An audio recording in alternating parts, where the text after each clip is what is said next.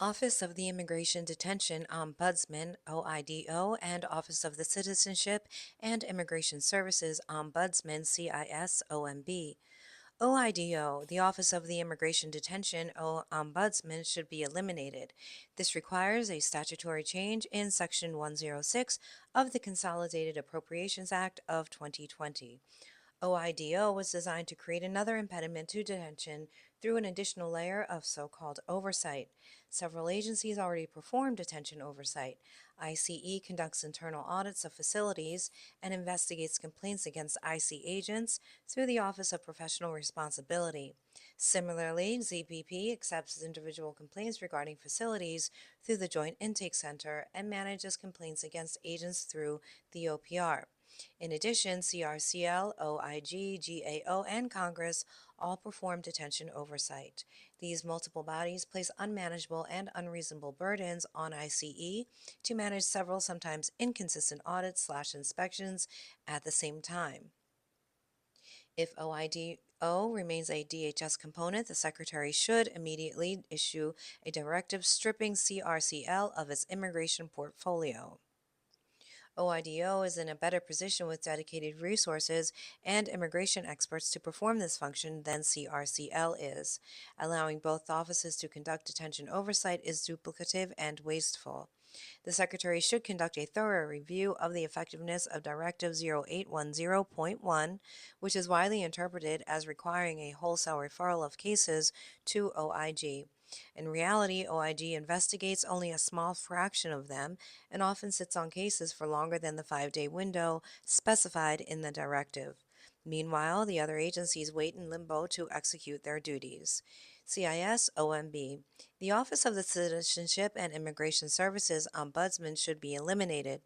The DHS bureaucracy is too large and the Secretary has too many direct reports. CISOMB's policy functions can be performed, and sometimes already are, by OIG and GAO. The specialized casework can be moved into USCIS as a special unit, much like the IRS taxpayer advocate. This would require a statutory change to Section 452 of the Homeland Security Act of 2002. If CISOMB continues as a DHS component, a policy should be issued that prohibits CISOMB from assisting illegal aliens to obtain benefits. Currently, approximately 15% to 20% of CISOMB's workload consists of helping DACA applicants obtain and renew benefits, including work authorization. This is not the role of an ombudsman. In addition, the government should be a neutral adjudicator, not an advocate for illegal aliens. Agency relationships.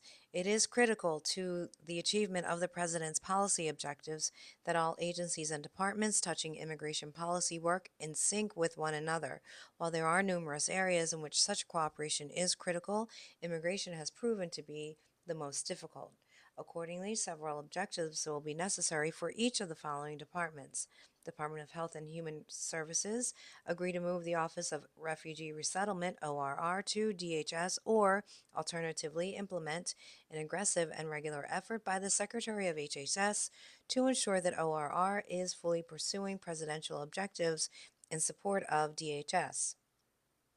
Department of Defense, assist in aggressively building the border wall system on America's southern border.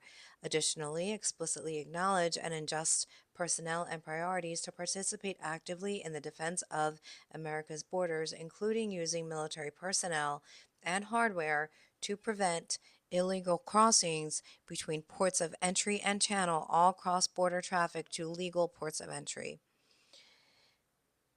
Department of Justice agree to move the Executive Office for Immigration Review and the Office of Immigration Litigation to DHS and/or alternatively to treat the administrative law judges, immigration judges, and Board of Immigration Appeals as national security personnel, decertify their union, and move to increase hiring significantly to enable the processing of more immigration cases. Department of State, allow DHS to lead international engagement in the Western Hemisphere on issues of security and migration. Additionally, quickly and aggressively address recalcitrant countries' failure to accept deportees by imposing stiff sanctions until deportees are in fact accepted or for return, not just promise to be taken. Department of Housing and Urban Development. Ensure that only U.S. citizens and lawful permanent residents utilize or occupy federally subsidized housing. Department of Education. Deny loan access to those who are not U.S. citizens or lawful permanent residents, and deny loan access to students at schools that provide in state tuition to illegal aliens. Department of Labor. Eliminate the 2 of 4 lowest wage levels for foreign workers. Department of the Treasury. Implement all necessary regulations both to equalize taxes between American citizens and working visa holders, and to provide DHS with all tax information of illegal aliens as expeditiously as possible. Intelligence community. Cooperate in the shrinking or elimination of the I&A role in the IC while replacing it with CBP and HSI representation to the IC.